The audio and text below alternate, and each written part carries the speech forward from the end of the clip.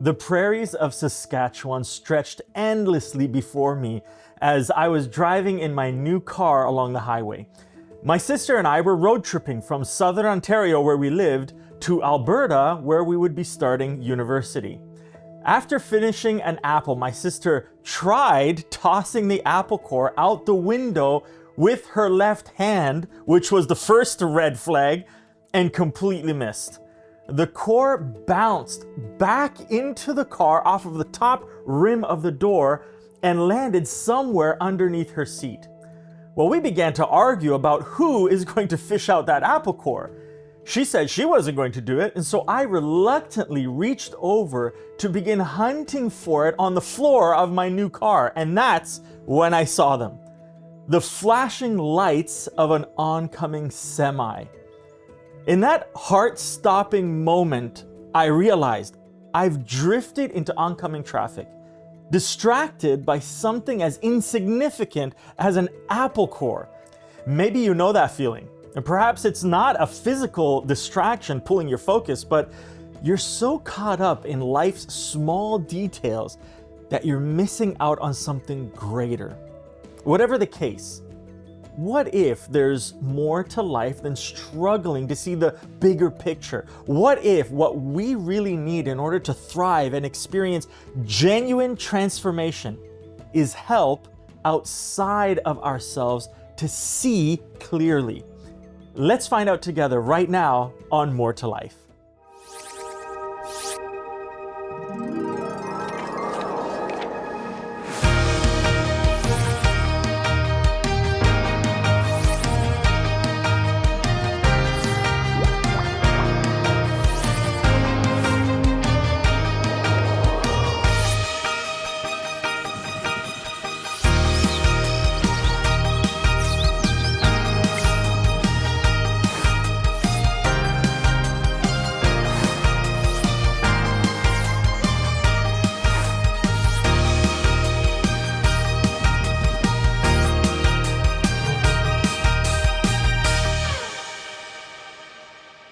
In 1973, a brilliant engineer was working in his garage, tinkering with something that would change the world, but he couldn't see it. He was comfortable in his job at Hewlett-Packard, content with his steady paycheck and secure position. When his friend suggested that they start a company together, he resisted. He was so committed to staying at HP that he offered his revolutionary design to them 5 different times, and each time they turned it down, unable to see its potential. It took months of his friend's persistence and finally a heart-to-heart conversation with his father for him to see that what was right in front of him all along. "Son," his father said, "you've always followed your heart. You've always done what you love. Don't let fear blind you now." Those words began to clear his vision, helping him see beyond his comfortable reality to something greater. This story of Steve Wozniak and Steve Jobs founding Apple reminds us how easy it is to be blind to the possibilities right in front of us. Sometimes our comfort blinds us. Sometimes it's our fear. Sometimes it's our past experiences or our present circumstances that keep us from seeing clearly. Today, millions of people struggle with different kinds of blindness, not just physical blindness, but even emotional blindness that keeps us from seeing our true worth. What makes these forms of blindness particularly challenging is that we often don't realize that we're blind. Like someone who's grown up in darkness, we might not even know what we're missing. We adapt to our limited vision, making peace with seeing less than what's possible. In the Bible, we find a remarkable story about sight and blindness. And it's not just about physical healing, it's about the journey from darkness to light, from confusion to clarity, from having limited vision to seeing everything in a new way. And through this account, we'll discover how God can help us see what we've been missing, and more importantly, how He can give us vision for what's possible. And so whether you're struggling to see your way forward in life, blind to your own potential, or simply unable to see hope in your situation, there's good news. The same God who opened the eyes of the blind back then, so many years ago, wants to help us to see clearly today. Because there's more to life than struggling with things that can easily distract us. There's more to your story than the limitations of your current sight. Picture walking through the bustling streets of Jerusalem. The air filled with the shouts of merchants, the bleating of sheep being led to the temple, the everyday noise of a city alive with activity. Among all this movement sits a man who has never seen any of it. Born blind, his world has been shaped by sounds, smells, and textures. He has heard colors described, but he's never seen them. He has felt the warmth of the sun, but never witnessed a sunset. He has touched the stones of the temple, but never seen its majesty. This is where we find ourselves in John chapter 9. Jesus and his disciples passing by this man who spent almost his entire life in darkness. But what's about to happen is far more than just a healing story. It's a dramatic account that will challenge everything people thought they knew about blindness and sight, about darkness and light. Through this remarkable account, we'll discover 3 transformative truths about moving from blindness to sight.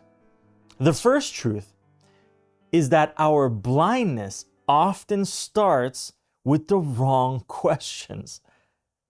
The story opens with the disciples asking what seems like a theological question. John chapter 9 verses 1 and 2 says, "As Jesus was walking along, he saw a man who had been blind from birth. Rabbi," his disciples asked him, "why was this man born blind? Was it because of his own sins or his parents' sins?" This question reveals so much about human nature. Instead of seeing a person in need, they saw a theological puzzle that needed to be solved. Instead of feeling compassion, they were looking for cause and effect. They were so focused on finding someone to blame that they missed the opportunity for something beautiful to unfold. It's a mindset that we struggle with even today. When tragedy strikes, we often ask, why did this happen? When relationships break down, we demand to know whose fault it was that this relationship broke apart. When dreams shatter, we question, what did I do wrong? Like the disciples, we can become so focused on analyzing the past that we become blind to the possibilities that are right in front of us. But listen how Jesus completely reframes the situation. His response cuts through centuries of religious tradition and human assumptions. He says, "It was not because of his sins or his parents' sins." Jesus answered, "This happened so the power of God could be seen in him." John chapter 9, verse 3. This is profound when you think about it. While the disciples were looking backward, Jesus was looking forwards. While they sought reasons, he saw purpose. While they focused on sin, he focused on possibility. Jesus wasn't interested in assigning blame. He was interested in displaying God's glory. He wasn't focused on what caused the darkness. He was more focused on bringing light to the situation. And this challenges everything we think we know about dealing with difficult situations, because sometimes our own blindness begins when we ask these kind of questions, the wrong questions. Questions like this: who's to blame? Instead of, what can I do to help? We ask questions like, why did this happen? Instead of, what can be possible now? Author and pastor Timothy Keller notes, our questions often reveal more about our blindness than our insight. When we're asking why, God is usually asking us to consider what now. Think about areas in your own life where you might be stuck asking maybe the wrong questions. Maybe you're facing a difficult situation at work. and you're focused on who caused the problem rather than seeing it as an opportunity for growth. Perhaps you're dealing with a broken relationships in your life, but instead of focusing on healing, you're focusing on who can you blame in the situation. The disciples' question emerged from a common belief of their time that suffering was always directly linked to sin. It was their cultural blindness, their inherited way of seeing the world. What inherited perspectives might be clouding our vision today? What assumptions are we making that's keeping us from seeing God's potential in our situations? The next principle we can learn about seeing clearly from this story is that true sight requires uncomfortable steps. What happens next in this story is both fascinating and perplexing. Instead of simply speaking healing into existence, Jesus does something that seems really strange. The Bible says that he spit on the ground, made mud with the saliva, and spread the mud over the blind man's eyes. He told him, "Go, wash yourself in the pool of Siloam." Let's pause and really consider what's happening here. The creator of the universe, the one who spoke stars into existence, chooses to use mud and spit. The one who could heal with just a word, just like that, decides to use a process that seems really messy, very uncomfortable, and frankly, a little embarrassing. Why? Consider what this meant for the blind man. He has to submit to having a stranger put mud mixed with spit on his eyes. He must trust that this unusual approach might actually help. Then, with mud caked on his face, he needs to make his way through the crowded streets of Jerusalem, finding his way to a very specific pool and wash in public, all without knowing if anything would change. Pastor Timothy Keller captures this profound truth when he notes, sometimes receiving your sight requires you to take uncomfortable steps of faith when you still can't see where you're going. This wasn't just about physical healing. It was about teaching us something deeper about how God often works in our lives. Think about the symbolism here. Jesus uses elements of creation, dust, and his own substance, reminiscent of how God formed Adam from the dust of the ground. It's as if Jesus is saying, I'm not just healing eyes. I'm doing a work of new creation. But this new creation requires participation. It requires steps of obedience, requires getting a little uncomfortable sometimes. The text tells us the result. It says, so the man went and washed and came back seeing. John chapter 9, verse 7. I want you to notice the sequence. He went, he washed, then he could see. His healing came through his obedience, through taking action, even when it didn't make sense. This pattern of uncomfortable steps leading to transformation appears all throughout Scripture. Noah had to build an ark before seeing even a drop of rain. Abraham had to leave his homeland before seeing the promised land. The priests of Israel had to step into the Jordan before seeing it part. The lepers had to show themselves to the priests before being healed. Each of these stories reminds us that sometimes God requires action before revelation, obedience before transformation comes. The Rabbi Jonathan Sacks writes, faith is not certainty, but the courage to live with uncertainty. It's not about seeing the whole path. It's about taking the next step. And so, what uncomfortable steps might God be asking you to take today? Maybe it's having that difficult conversation you've been avoiding. Maybe it's stepping out in a new direction when the familiar feels safer. It could be letting go of control and trusting God's process. Or maybe it's simply admitting that you need help. The blind man could have responded very differently. He could have said that, listen, this doesn't make sense medically. So I don't know about it. He could have worried about the embarrassment or what other people thought of him. He could have demanded an easier way or asked Jesus why he couldn't heal him just on the spot. But he chose to trust. He chose to move forward, to act on Jesus' words even when they seemed strange. And through his uncomfortable obedience, he received not just physical sight, but as we'll see later in this story, spiritual insight that would change his life forever. The third principle we can learn about seeing clearly from this story is that seeing clearly often happens in stages. What's remarkable about this story is just how the man's spiritual sight develops gradually, even after his physical sight is restored. Watch this progression in how he describes Jesus when he's being asked about his healing. First, in John chapter 9, verse 11, it says that oh yeah, it was the man that they called Jesus. He's the one who healed me. Then later in verse 17, he says, oh, I think he must be a prophet. Then in verse 33, he says, if this man were not from God, he could not have done it. Finally, after Jesus finds him and asks if he believes Jesus is the Son of God, listen to how he answers. He says, yes, Lord, I believe, the man said, and worshiped Jesus. John chapter 9, verse 38.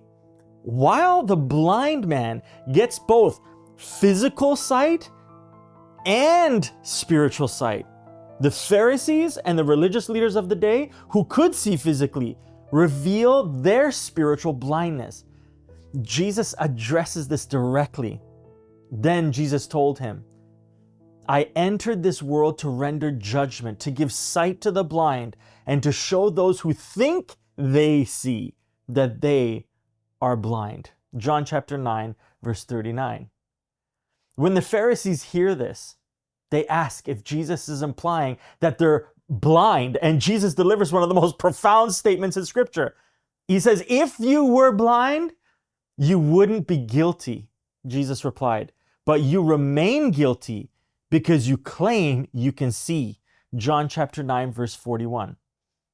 Oftentimes, the problem with blindness is that those who are blind in an area of their lives are often the last ones to know it. This story confronts us with a powerful truth that sometimes the most dangerous blindness is being convinced that we see perfectly clearly. And the Pharisees certainly, in their own vision, their own understanding, their own interpretations, their righteousness actually prevented them from seeing what God was doing right in front of them. But here's the hope in this story. Jesus is still in the business of opening blind eyes. Whether it's physical blindness, like the man in our story, or many other types of blindness that we mentioned earlier that affect us today. Cultural blindness that keeps us from seeing beyond our assumptions. Maybe it's emotional blindness that prevents us from seeing our true worth. Or spiritual blindness that keeps us from seeing God at work. And so maybe today you've realized that there are areas in your life where you haven't been seeing clearly. Perhaps you've been so focused on small distractions that you've been drifting off course in your relationships, your purpose, or even your walk with God. The good news is that Jesus is still making mud, still asking us to trust him, still opening blind eyes. And just like that man in Jerusalem so long ago, your journey to seeing clearly might start with simply saying yes. Yes to his unexpected methods, because there's more to life than stumbling in darkness when the light of the world is waiting to help you see. Who is Jesus of Nazareth? Was he truly God, as Christians say he is? And why did Jesus come to earth to die? And how does his death offer us salvation? What happens when I die? Is there really a heaven or hell? These questions and others we answer on our online Bible study platform at hopestudy.ca. There, you will find answers to these and other life-changing questions. If you have any questions, please email us at hopestudy@hopetv.ca. God bless you. See you there. Looking at this story of the blind man, let's explore 3 reflective questions that can help us move from blindness to sight in our own lives. Number 1, what are you choosing not to see? This might seem like a strange question because, how can I know what we're not seeing? But like the Pharisees in the story, sometimes we deliberately look away from truths that make us uncomfortable. Perhaps it's a relationship that needs attention, but you've convinced yourself that, everything is fine. Maybe it's a pattern of behavior needs to change, but you've become an expert at justifying it. Or it could be a calling from God that you've been ignoring because you're afraid of what maybe your friends may think. Take a moment to reflect. What conversations have you been avoiding? What inner nudges have you been dismissing? What truths have you been resisting? Remember, recognizing our blindness is the first step towards seeing clearly. Question number 2, where is Jesus using unexpected methods to help you see? For the blind man, it was mud and spit, hardly the miraculous method we might have expected. And for you, it might be challenging circumstances, unexpected detours, or even difficult people that God is using to open your eyes to new truths. Think about the last year. What situations made you uncomfortable? What relationships have challenged your perspective? What difficulties have forced you to see things differently? Sometimes what we perceive as obstacles are actually God's instruments for improving our vision. Like the blind man walking through Jerusalem with mud on his face, the path to seeing clearly might feel awkward or uncomfortable at first. Finally, number 3, what steps of faith is God asking you to take before you see clearly? In our story, the man had to walk to the pool of Siloam before he received his sight. He had to act in faith before experiencing the miracle. And so where in your life is God asking you to take action before you have full clarity? Maybe it's taking that first step towards reconciliation in a broken relationship, even though you can't see how it's going to work out. Perhaps it's stepping out in a new direction professionally, even when the path isn't fully clear yet. Or it could be saying yes to serving in a way that stretches you, even before you feel fully prepared. The key to this journey isn't having perfect vision from the start. It's about being willing to trust Jesus one step at a time. Remember, physical healing came quickly for the blind man, but his spiritual sight developed gradually. The same might be true for you. As you reflect on these questions this week, don't rush the process. Create space to process and respond honestly to what God reveals.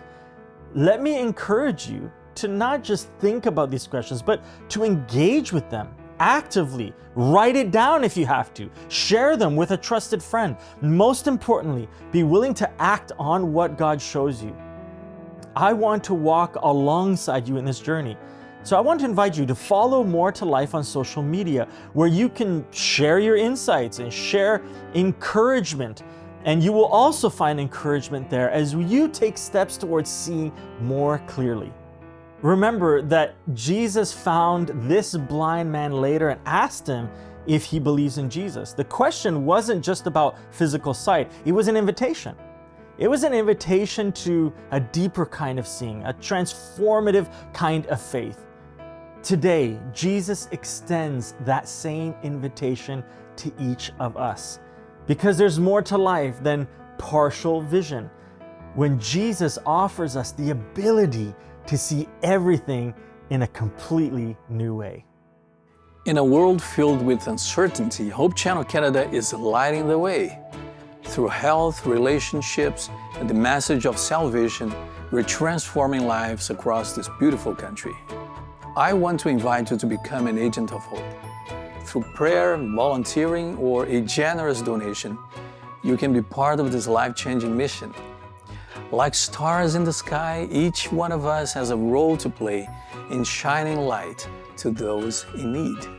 Just visit agentsofhope.ca or call 1-855-4-HOPE-TV to join us. And thank you for being an agent of hope. You know what's interesting about my near-death experience on the roads in Saskatchewan? It wasn't the gradual drift into the wrong coming lane that woke me up. It wasn't the small corrections I should have made earlier. It was the heart-stopping moment when I finally saw clearly that I was headed for disaster. Sometimes our moments of clearest vision come when we're forced to look up from our distractions and face reality. That's what happened to the blind man in our story. One ordinary day, while sitting in his usual spot, Jesus did something unexpected. He didn't just give the man physical sight, he helped him see everything differently. Through mud and spit, through walking blind through the city, through facing opposition and rejection, this man's vision grew clearer and clearer until he could see who Jesus really was. Today we've discovered that seeing clearly often begins with admitting our own blindness. We've learned that sometimes the path to better vision requires uncomfortable steps of faith. And we've seen that true sight develops gradually as we continue to trust and follow Jesus. And so maybe today you've realized that there are areas in your life where you haven't been seeing clearly. Perhaps like me on that highway, you've been distracted by small things while drifting into dangerous territory. Or maybe, like the blind man, you're ready for Jesus to help you see everything in a new way. Here's what I want you to remember. There's more to life than stumbling in partial blindness. There's more to your story than the limited vision you've accepted as normal. The same Jesus who opened blind eyes then wants to help you see clearly now. Sometimes it starts with mud and spit, with methods that maybe don't make sense to us. Sometimes it requires walking in faith before we see the results. But always, it begins with looking up and letting Jesus show us what we've been missing. What will you do with your moment of clear vision? Will you, like the blind man, take those first uncomfortable steps towards seeing everything differently? Because maybe, just maybe, the very thing that's blocking your vision right now could become the catalyst for seeing life in a completely new way.